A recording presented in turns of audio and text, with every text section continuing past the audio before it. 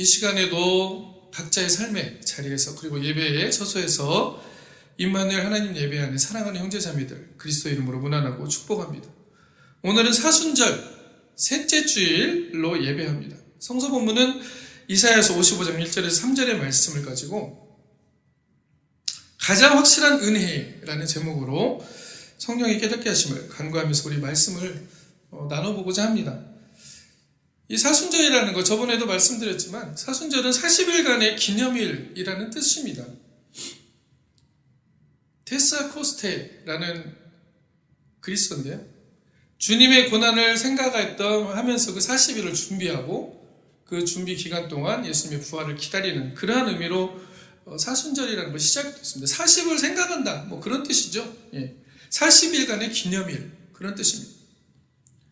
또 다른 의미로는 예수님이 광야에서의 40일간의 그 시험받은 그 기간들을 또한 기억하는 의미에서도 또 40일을 아마 제정했던 걸로 이렇게 교회사적으로 알고 있습니다. 예수님은 이처럼 이 세상에 육신을 입고 오셔서 무엇인가를 이루시고 가셨습니다. 뭔가를 이루고 가셨죠. 그냥 왔다가 그냥 간 게 아니고요. 뭔가 그분이 이 육신을 입고 말씀이었던 하나님의 말씀이셨던 말씀 자체셨던 하나님 자체셨던 예수님이 육신의 옷을 입고 이 땅에 오셔서 우리와 똑같은 육신으로 살아가시면서 이룬 것이 있었습니다. 그리고 성서는 오늘 성서 본문에서도 나오는 것처럼 너희는 귀를 기울이고 내게로 나와 들으라 라고 자꾸 그것에 대해서 요청을 하십니다. 뭔가 들려주고 싶은 이야기가 있다는 거죠. 내가 너희들을 위해서 어떠한 일들을 했고 어떠한 일들이 계획되어져 있고 그리고 우리 사람들의 삶 가운데서 하나님께서 우리와 어떠한 관계를 가지고 싶은지를 자꾸 얘기해주고 싶은 그 사랑의 이야기가 성서에 많이 담겨 있습니다. 이사야서에도 오늘 3장에 보면 오늘 3절에 보면 너희는 귀를 기울이고 내게로 나와 들으라 그리하면 너희 영혼이 살리라 내가 너희를 위하여 영원한 언약을 맺으리니 곧 다윗에게 허락한 확실한 은혜다 라고 하나님께서는 말씀하십니다. 우리가 귀를 기울이고 우리가 계속적으로 하나님이 말씀하시고 초청하는 그 어떤 메시지가 있는데 우리 삶에 각자의 다른 메시지를 잃을 겁니다. 분명히 똑같은 메시지가 될 수가 없어요. 왜 그러냐면 보내주시는 하나님의 메시지는 사랑의 메시지지만 우리가 살아가고 있는 상황과 정황 가운데서 들려지는 그 메시지는 또 나와 하나님 관계 안에서 드러나는 사랑의 메시지가 되기 때문인 것이죠. 그런데 중요한 것은 뭐냐면 그 말씀을 듣고 하나님의 말씀에 귀를 기울이려고 할 때 그것이 바로 생명의 자리가 될 수 있다. 그리고 이것을 하나님께서는 허락하셨다라고 말씀을 하고 있는 것입니다. 이 놀라운 사실이 드러나 있는데 사실은 감춰진 것이 아니고 드러난 것이죠. 그리고 예수님이 오심으로 더 육신으로 살아가시면서 그것을 확정적으로 보여주셨던 것입니다. 근데 이 은혜의 사실을 우리는 알고 있는데 그리고 머리로도 사실은 믿습니다. 그리스도인들은 예수님을 고백하는 사람들은 예수님이 구주로 고백하는 사람들은 머리로도 알고 있죠. 그러니까 우리 알므로 이미 알고 있습니다. 이해하고 있습니다. 그리고 가슴으로도 받아들였을 것입니다. 그런데 왜 그런지 우리의 삶이 살아가다 보면 이렇게 놀라운 은혜라는 것이 과연 정말 나에게 주어진 것일까라는 어떤 때는 질문이 들 때도 있어요. 아니면 그것을 믿는다고 하지만 그 사람의 삶을 보면 그 전적인 은혜, 하나님께서 부어주신 이 은혜를 마치 받아들이지 못한 것처럼 살아갈 때가 있습니다. 우리가 알지도 못한 사이에 그렇게 살아갈 때가 있어요. 왜 그럴까라고 생각해 봤을 때 우리는 사실 이 세상의 조건부적인 사랑 그리고 조건이 달려있는 은혜라는 것 그레이스라고 해도 저 사람이 나에게 이렇게 호의를 베푸는 것은 뭔가 이유가 있을 거야. 그러니까 원인을 찾으려고 하는 거죠. 이유 없는 사랑은 없다라고 생각하는 거예요. 이유 없는 은혜는 없다라고 생각하는 게 사실은 이 세상의 가치입니다. 뭔가 목적이 있으니까 나한테 왔겠지. 아니면 뭔가 이유가 목적이 아니더라도 목적이라고 하면 너무 속물처럼 들리니까 그렇다면 뭔가 이유가 있으니까 왔겠지. 당신이 뭔가 내가 좋든지 그것도 이유가 될 수 있겠죠. 뭔가 무슨 이유가 되겠죠. 그렇게 있으니까 왔겠지라고 생각하는 게 우리들이 가지고 있는 일반적인 사고예요.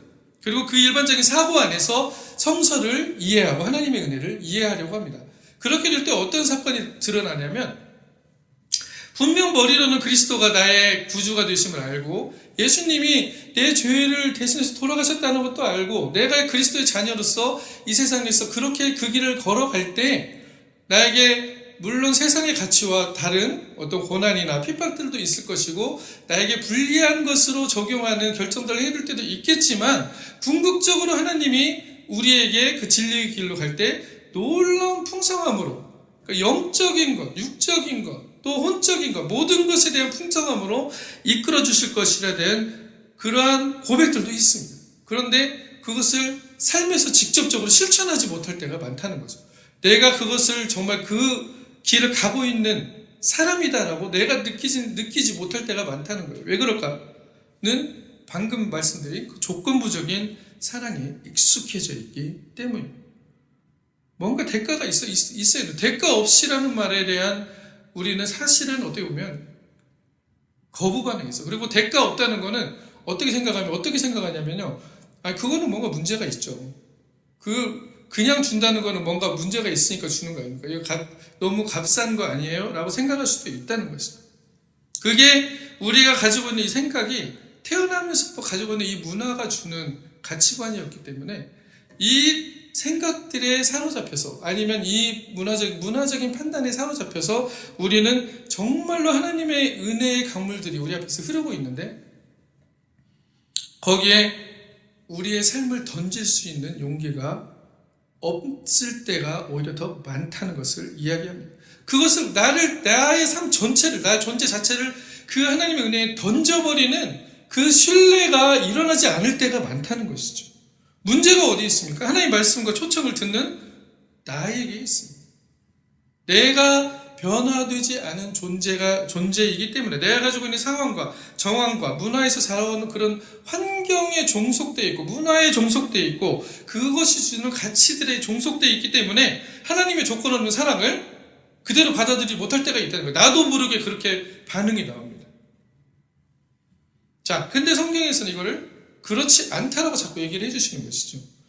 그러면서 너희는 이사야서 보면 이런 말씀이 있어요. 오늘 본문 말씀 말고 이사야서 다른 본문에 보면 너희는 여호와를 만날 때 찾고 가까이 계실 때 그를 부르라고 얘기하시면서 그 길을 버리고 생각을 버리고 하나님께 돌아오면 하나님께서는 언제나 긍휼하게 여기시고 너그럽게 용서하시겠다라고 하시는 말씀이 있습니다. 그 이유가 뭐냐면 그 다음 절에 내 생각이 너의 생각과 다르다고 얘기합니다. 그래서 내 길도 너희 길과 달라서 너희가 생각하는 것 같이 그런 조건부적인 사랑이나 조건부적인 어떤 은혜를 가지고 지금 그런 기쁜 소식을 이야기하고 있는 것이 아니라는 것을 얘기하고 있는 것이죠.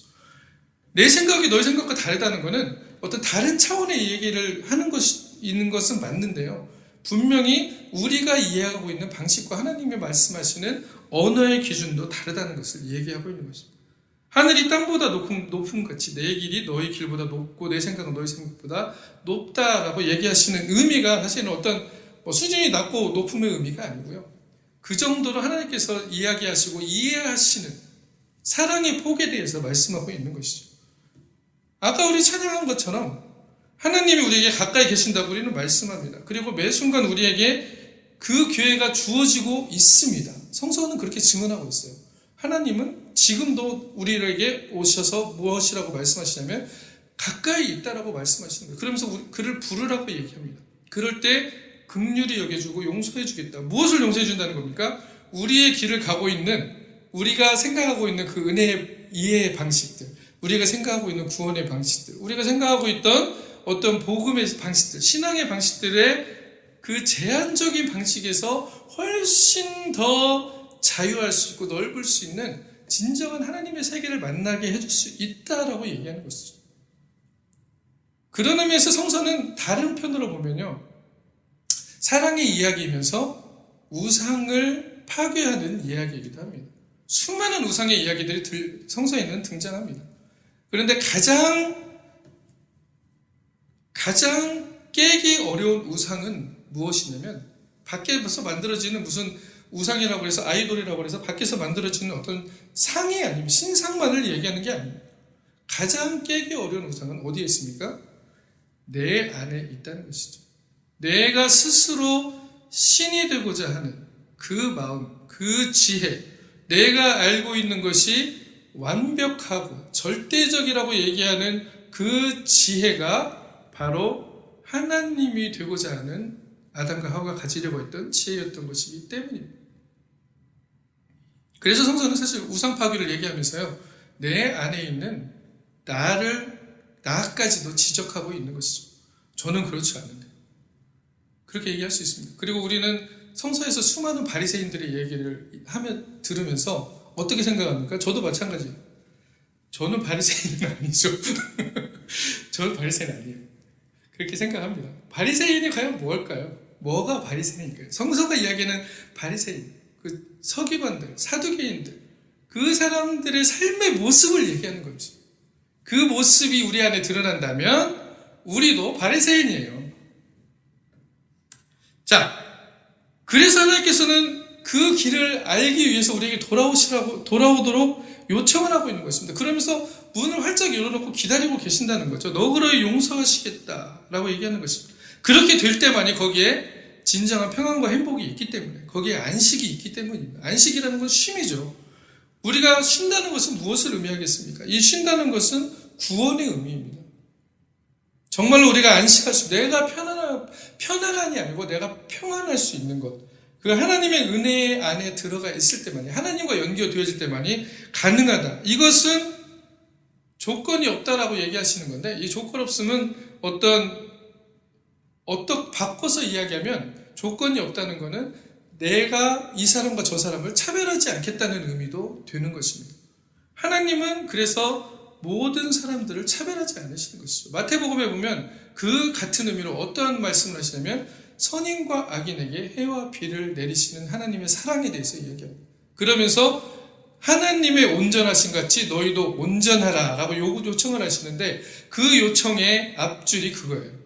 선인과 악인에게, 우리가 생각하는 악인에게도 하나님은 똑같이 해와 비를 내리신다는 것입니다.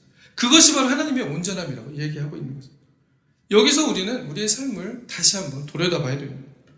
우리가 종교적이 될 때, 신앙인이 아니고 종교인이 될 때 어떻게 됩니까? 하나님의 말씀대로 산다고 하면서 우리는 그것을 우리가 생각하는 하나님의 말씀의 길은 이것이야 라고 정해놓은 그 길에서 벗어나는 사람들에게 거룩하지 못하다고 이야기하고, 그 사람들을 당신은 죄인이에요, 당신 같은 사람하고는 내가 상대할 수 없어요 라는 이런 구분이 되어지는 과정들, 판단의 과정들, 이게 바로 어떤 과정이냐면요, 이게 바로 바리새인의 과정이에요. 이게 바리새인이에요. 다른 게 바리새인. 저는 아니에요. 바리새인은 성경에서 제일 나쁜 사람인데 어떻게 제가 될 수 있죠? 우리가 그 모습을 가지고 있습니다. 그래서 제가 어떤 분한테 그 얘기를 했어요. 그래도 죄의 경중이 있지 않아요? 어떻게 내가 저 살인을 저지른 사람하고 저하고 똑같이 같은 죄라고 생각하십니까? 라고 얘기를 하실 때, 하나님이 보실 때 우리가 가지고 있는 우리의 죄는 도덕적인 범주의 죄가 아닙니다. 많은 사람들이 기독교를 도덕적인 범주 안에 들어있는 종교로 오해할 때가 많죠. 그렇지만 기독교는 도덕 종교가 아닙니다. 우리가 만들어내고 있는 옳고 그름의 안에 있는 도덕적인 것들, 모랄, 그 안에서, 아니면 윤리, 규범, 이 안에서 그것을 지키고 안 지키고를 통해서 죄인이 되고 거룩하게 되고가 아니라는 거죠. 성서는 그렇기 때문에 사람이 만들어내는 종교는 그렇다는 것을 알고 있어요. 그렇기 때문에 분명하게 얘기를 해버리죠. 모든 사람이 죄를 범하였으면 하나님의 영광에 이르지 못한다. 당신들은 하나님이 볼 때는 똑같은 죄인이라는 것을 얘기하고 있습니다. 근데 우리는 그거를 받아들일 수가 없죠. 내가 어떻게 그렇게 살인하는 사람과 똑같습니까? 저는 그렇지 않습니다. 그런데 예수님께서는 그것마저도 뒤집어 엎는 것이죠. 하나님께서는 하나님의 말씀을 그런 생각마저도 뒤집어 엎는 겁니다. 이것이 어디서 생겨났냐? 비교하는 데서 생겨났다는 것이죠. 비교는 창세기에서부터 시작됐습니다. 누가 시작했습니까? 뱀이 하와에게 묻죠. 하나님과 같이 될 수 있는 열매를 이야기하면서 비교를 시작하게 합니다. 이 비교는요, 그렇기 때문에 이게 하나님 나라에서는 없는 언어예요. 그 비교의 터널을 떠나지 못하기 때문에 우리는 자꾸 내가 다른 사람들과 비교하면서 나는 조금 더 거룩하고 나는 조금 더 죄가 덜 없는 것 같지, 내가 좀 더 낫지 않나 저 사람보다, 그런 생각을 하게 되는 것이죠. 그래서 예수님은 마태복음 3장 9절에 이렇게 말씀하셔요. 속으로 아브라함이 우리 조상이라고 생각하지 마라고 얘기했습니다. 그러면서 내가 너에게 얘기해 주는데 하나님이 능히 이 돌들로도 아브라함 자손이 되게 할 수 있다. 유대인들의 가장 큰 긍지가 뭐였습니까? 아브라함의 자손이었어요. 아브라함은 하나님의 명령을 쫓아 정말 놀라운 신앙의 길을 걸어가며 하나님의 친구였고 하나님이 정말로 의로 여겼던 사람 중에 하나였죠. 우리가 그 조상을 가지고 있기 때문에 우리는 그런 선택받은 백성이고 의로운 사람들이라는 자긍심이 엄청나게 있었습니다. 그런데 그것이 비교에서 시작됐다는 것을 인식하지 못하고 있었다는 거죠. 그걸 통해 자기들이 우월하고 신앙적으로 우월하고 좀 더 거룩하고 같이 죄를 짓지만 나는 그 정도 죄는 짓지 않아요. 그래도 난 저 정도는 아니에요 라고 하는 그 마음들이 바로 성서는 바리새인적인 마음이라고 얘기하고 있는 것입니다. 예수님은 사람들을 죄인이라고, 우리가 여기서 살펴봐야 되는 것은 우리의 삶의 꼴이 아니고요, 예수님의 삶의 모습입니다. 예수님이 육신으로 오셔서 살아가셨던 모습은 어땠습니까? 사람들이 죄인이라고 차별적으로 차별하지 않으셨죠. 죄인들과 함께 앉지 않는 그 수많은 유대인들의 비난을 받으면서도 죄인들과 또 세리들과 또 수많은 사람들과 같이 식사를 하시고 같이 교제를 하셨습니다. 혐오하거나 배타적으로 대하지 않으셨습니다. 오히려 나에게 오라, 수고하고 무거운 짐진 자들아 나에게 오라. 이사야서 말씀과 비슷하죠. 나에게 오라, 내가 너희를 쉬게 하리라 라고 말씀하셨다는 것이죠.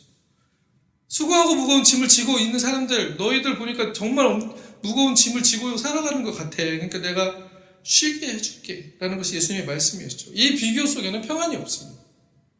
안식이 없습니다. 쉼이 없습니다. 우리의 지혜일 뿐입니다. 하나님의 생각은 다르다라고 얘기하시는 것입니다.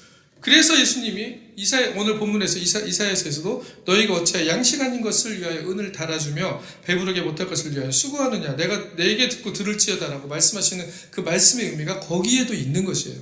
성서는 다양하게 해석될 수 있습니다. 그런데 중요한 것은 그 안에서 하나님의 나라가 드러나는지, 내 삶을 변화시킬 만한 하나님의 능력의 말씀으로 작용하는지, 내 심령과 골수를 쪼갤 만한 그러한 아픈 말씀인지를 이야기하고 있습니다. 심령 골수를 쪼개면은 아플까요? 안 아플까요?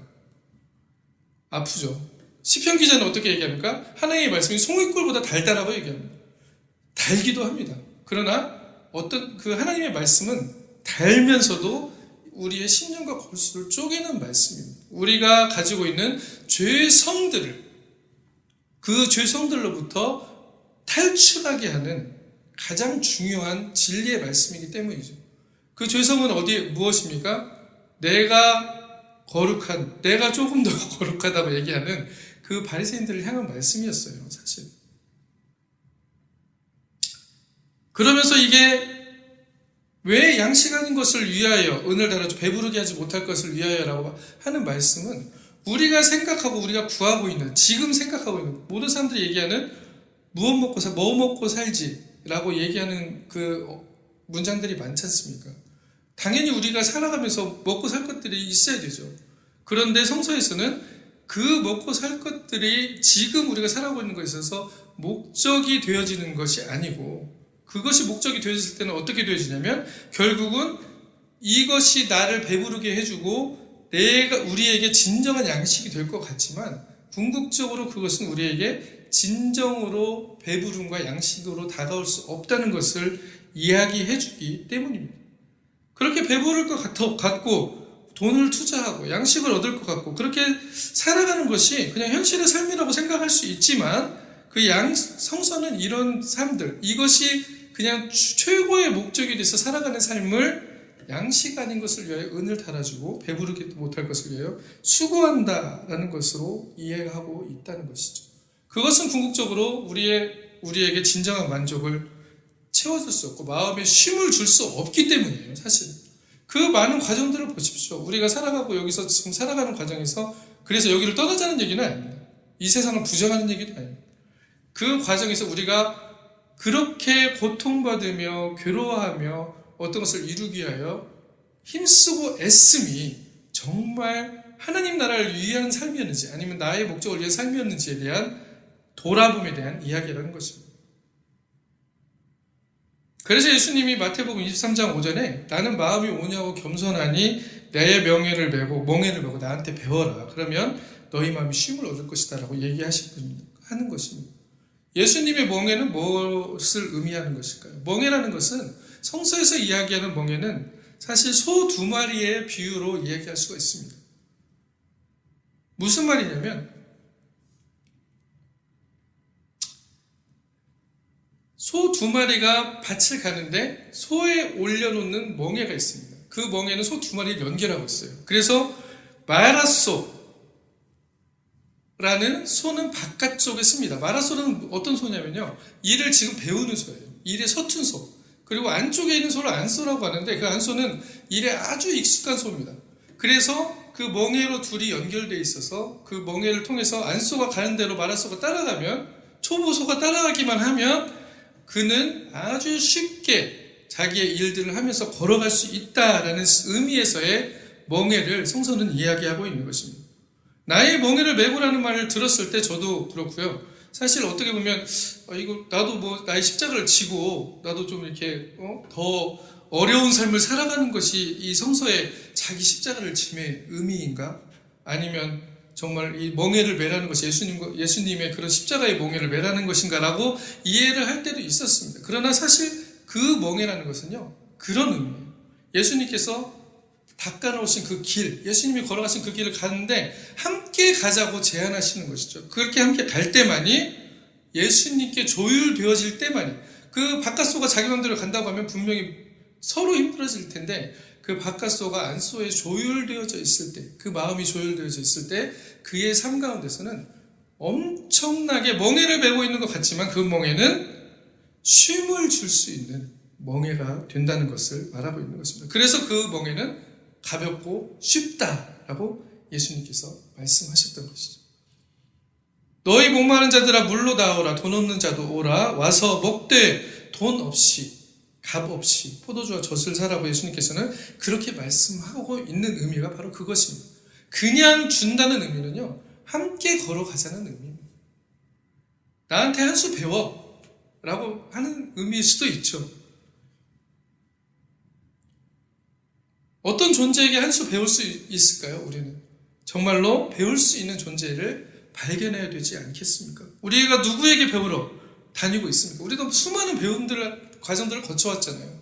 수많은 사람들이 어떻게 하면 무엇이 잘 되고 어떻게 하면 잘 되는 비법에 대해서 얘기하고 그런 것들을 강의를 하고 그렇게 살아가지 않습니까? 우리의 삶과 성공과 궁극적으로 그것을 통해서 이루어질 행복, 어떻게 하면 행복할 것인지에 대한 그런 강의들이에요. 아니면 뭐 세미나들이에요. 근데 그것을 진정한 한 수를 우리에게 알려줄 수 있는 분이 성서는 누구라고 얘기하십니까? 바로 예수 그리스도인데 그 길과 함께 내 마음이 조율되어져 있을 때만, 우리 기타 치시는 우리 목사님 기타가 조율이 안 되면 소리가 이상하잖아요. 그런 것처럼 이 조율되어져 있을 때만이 우리가 정말로 내 멍에가 그리스도의 멍에와 연결되어서 그 그리스도의 쉽고 가벼운 멍에가 되어질 수 있다는 것을 이야기합니다. 수고하고 무거운 짐을 지고 우리는 걸어가는 거죠. 너무나 힘든 길을 걸어갑니다. 그러면서 삶이 녹록치 않다라고 얘기합니다. 그러나 성서는 얘기합니다. 거기로부터 자유할 수 있다라는 것을 얘기합니다. 그러면서 그리스도를 이야기하고 있습니다. 그리스도는 나에게 무슨 의미일까요? 그리스도는 오늘날 나에게 누구입니까? 그 질문은 여러분들이 하나님과 함께 발견해야 되는 삶의 여정 가운데서 계속적으로 발견해야 되는 것입니다. 하나님의 나라를 찾는 사람들이 바로 그러한 존재인 것이죠. seeking, 계속적으로 구하는 것입니다. 하나님의 나라를 구한다는 것은요, 계속적인 현재 진행입니다. 그렇게 살아갈 때 내 삶이 그리스도와 조율되어지고 우리 삶 안에 하나님이 너와 함께하고 있구나. 정말 네 삶을 보니까, 네 인생을 보니까 하나님이 너와 함께하고 있구나 라는 것을 다른 사람들 입을 통해서 들려질 수 있게 된다는 것이죠. 이러한 놀라운 복과 체험이 여러분의 삶에 드러나기를 그리스도의 이름으로 간절히 축원합니다. 아멘.